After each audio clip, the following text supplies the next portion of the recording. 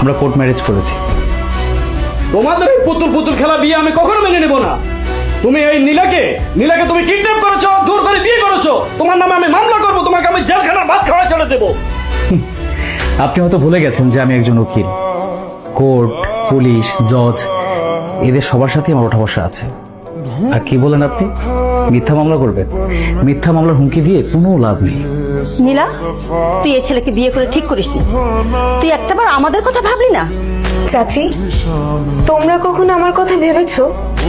ছোটবেলা থেকে শুধু আমার উপরে অন্যায় অবিচার করেছো, আমার উপরে অনেক অত্যাচার করেছো, সব সময় আমার সাথে কাজের মেয়ের মতো ব্যবহার করেছো। তোর জন্য এই বাড়ির দরজা সারা জীবনের জন্য বন্ধ। যা, এই বাড়ি থেকে বের হয়ে যা। যা, আমার চোখের সামনে থেকে বের হয়ে যা।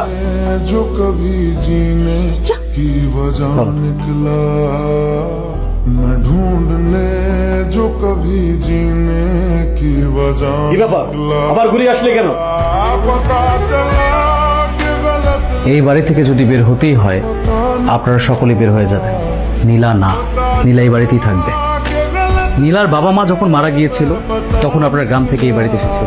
আপনারা হয়তো ভুলে গেছেন যে এই বাড়ির মালিক আপনারা না,